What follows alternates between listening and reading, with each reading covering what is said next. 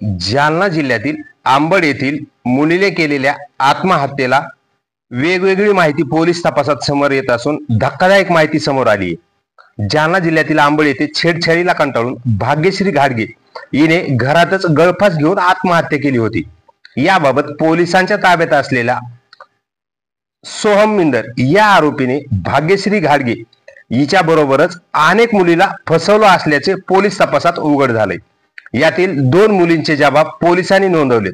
तसेच मुख्य आरोपीच्या कोठडीत वाढ झाली असून आरोपींच्या आई वडिलांना शोध पोलिसांना अद्यापपर्यंत लागलेला नाही।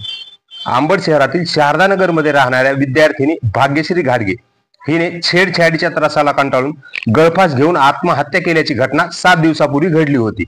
या प्रकरणाने संपूर्ण जालना जिल्ह्याभरामध्ये खळबळ उडाली होती।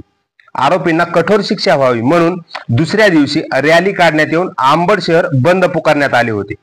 यातील पहिलाच पोस्को अंतर्गत जेलमध्ये असलेला संशयित आरोपी सोहम मिंदर याला न्यायालयाच्या परवानगीने ताब्यात घेण्यात आले असून त्याला दिनांक 16 डिसेंबर पर्यंत पोलीस कोठडी सुनावण्यात आली होती। सोहम मिंदर याने अनेक मुलीची फसवणूक केली असल्याचे पोलीस तपासात उघड झाले।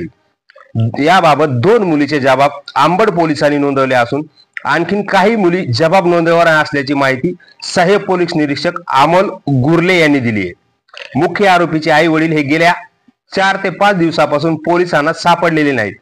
त्यांच्या शोधासाठी पोलिसांचे 2 पथक तैनात करण्यात आली असून लवकरच त्यांना ताब्यात घेतले जाईल असं पोलिसांनी सांगितले। मुख्य आरोपी सोहम मिंदर हा याच प्रकरणात पहिल्या गुन्ह्यामध्ये न्यायालयीन कोठडीत असताना ही घटना घडली होती। पोलिसांनी नवीन गुन्ह्यात सोहमला ताब्यात घेतले असून न्यायालयाने त्याला 15 डिसेंबर पर्यंत पोलीस कोठडी दिली होती। त्याला पुन्हा न्यायालयात हजर केले असता न्यायालयाने 16 डिसेंबर पर्यंत पोलीस कोठडी दिली। त्याचा पोलीस कसून चौकशी करत आहेत। दुसऱ्या अल्पवयीन आरोपीलाही आंबड पोलिसांनी गुरुवारी ताब्यात घेतले। त्याला बाल न्यायालयासमोर हजर केले असता त्याची बाल सुधारगृहात रवानगी करण्यात आली अशी माहिती आंबड पोलीस ठाण्याचे पोलीस निरीक्षक सतीश जाधव यांनी दिली। या आत्महत्या प्रकरणामुळे आंबड शहरातील पालकांमध्ये भीतीचे वातावरण निर्माण झाले। पोलिसांनी संशयित आरोपीचा मोबाईल जप्त केला असून यामधील डाटा मात्र संशयित आरोपीने डिलीट केला आहे। त्यामुळे डाटा रिकव्हर करण्यासाठी छत्रपती संभाजीनगरला मोबाईल पाठवल्याचेही पोलिसांनी सांगितले। तसेच या प्रकरणात अनेक मुलींना फसवल्याचे तपासात समोर आले असून पोलीस त्या मुलीचा जबाब घेत आहेत। या संदर्भात 2 मुलीचे जबाब आंबड पोलिसांनी घेतले आहेत। दरम्यान या मुलीच्या छेडछाड प्रकरणीला आंबड शहरामध्ये एक वेगवेगळे वळण जे आहे ते प्राप्त होत असल्याचंच यावरून दिसून येत असून मुलींसह मुलीच्या पालकांमध्ये जे आहे ते भीतीचे वातावरण पसरले असल्याचं दिसून येते।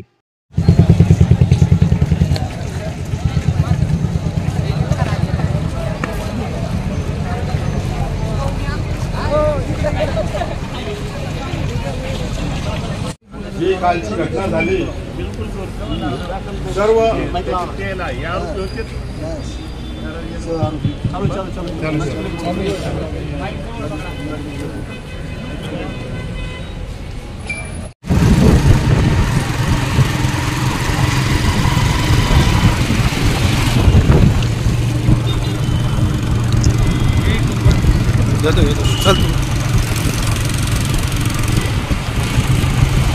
काही दुकानं चालू पण काही दुकानं बंदच व्हायचं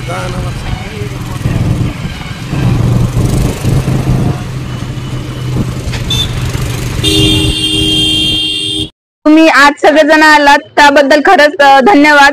पण नाही का कालची जी घटना आहे म्हणजे नाही का आता जसं मॅडमने सांगितलं की नाही का पोलिसांना पण सांगितलं होतं आम्ही स्वतः गुन्हा दाखल केलाय त्याच्यावर, पण तरी पण पोलिसांनी म्हणजे मॅडम बोलल्यात की नाही का पोलिसांनी शोध लावायचा प्रयत्न केलाय, पण नाही आम्हाला सगळ्यात जास्त गरज होती पोलिसांची। ज्यावेळेस आम्हाला धमकी भेटली त्यावेळेस आम्ही पोलिसांकडे गेलो कारण की आम्हाला वाटत होतं घरच्यांसोबत आमची ते सुद्धा मदत करतील, पण नाही का पोलिसांना आम्ही फक्त पोलिसांचं एक मागणी घातली होती। त्यांनी जे स्वतः कबूल केलं होतं की त्याचे 2 फोन आहेत, त्या फोन मध्ये सगळा डाटा आहे जे की प्रूफ म्हणून आमच्या साईडला होतं।